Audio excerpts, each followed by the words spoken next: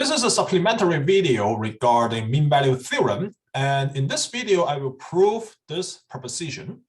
So let f be a function defined near C, and we assume that f is continuous near C, and we assume that f prime of x exists for every x near C, except for x equals to C. So this means, well, we know f prime of x, but we do not know f prime of C. So here x is not supposed to take C. And then we also assume that the limit of the derivatives, so namely the left-hand limit and the right-hand limit of the derivative f prime of x, so this limit exists when x approaches C.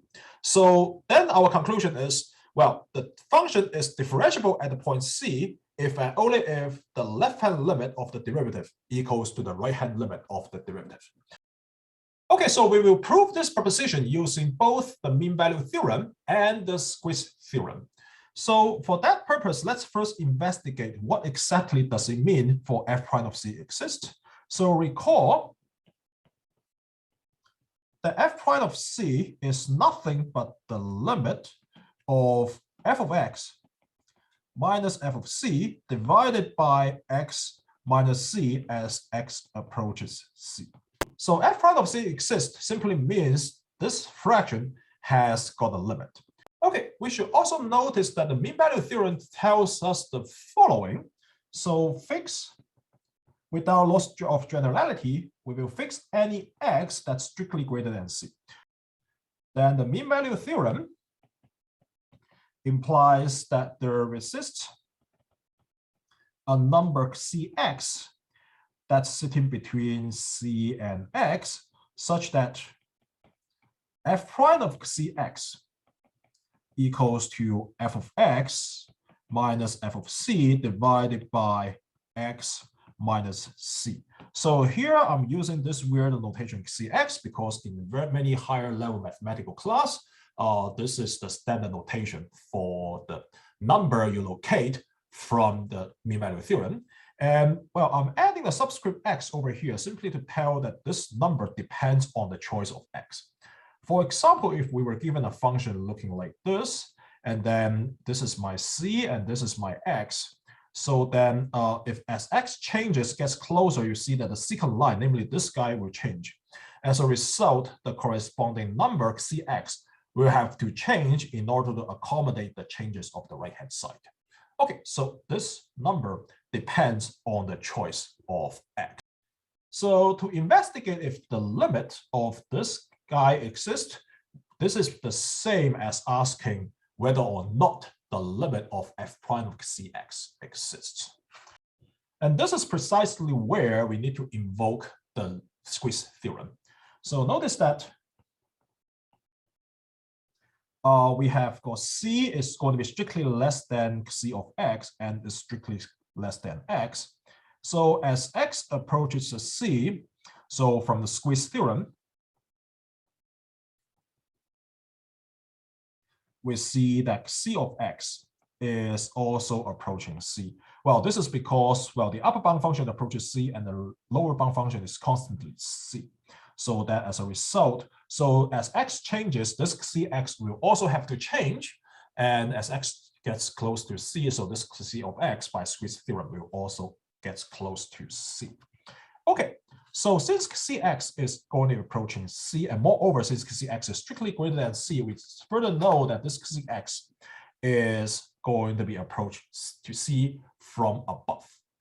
Okay, so then this will further imply that the f prime of C of x. So if C of x gets close to C from above, then f prime of that guy will get close to the limit of f prime of x as x approaches to C from above.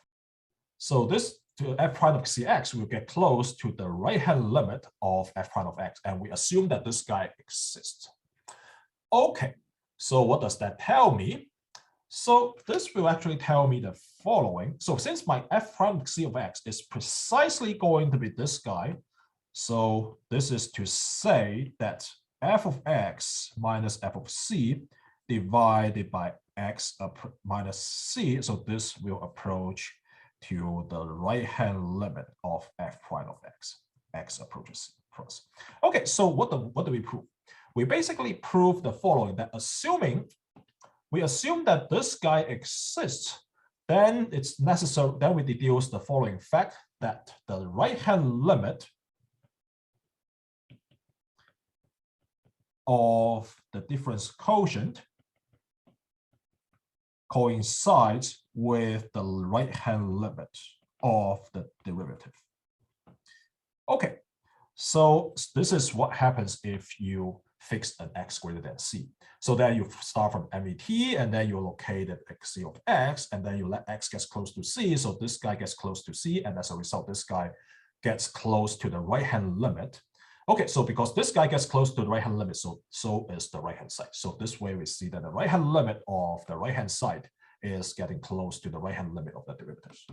All right, so what remains is simply the following. So if you instead fix any x is less than c, and you repeat the whole argument with only the change that c of x is now sitting between x and c, so then we similarly, we will actually see that the limit of x approaches c from the left of f of x minus f of c divided by x minus c. So this is going to be equals to the left-hand limit of f prime of x. Okay, so what does that tell me?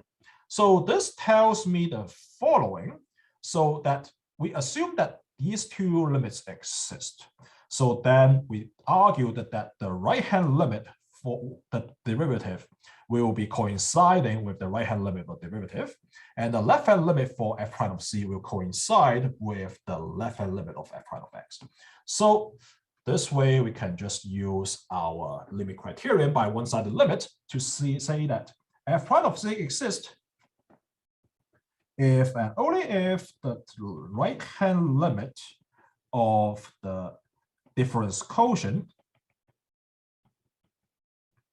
equals to the left-hand limit of the difference quotient.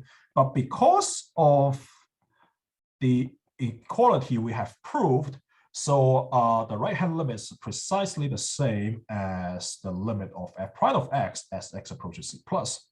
And the left-hand limit of the difference quotient is precisely the same as x approaches c from the left.